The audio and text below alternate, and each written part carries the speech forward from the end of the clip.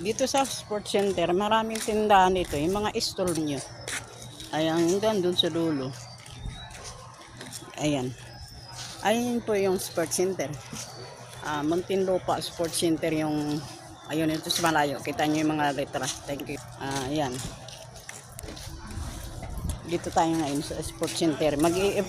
Maglibot-libot muna tayo. Kasi maraming ito. Yun. Mapresko rin siya dito. Kahit parang sintro sa araw.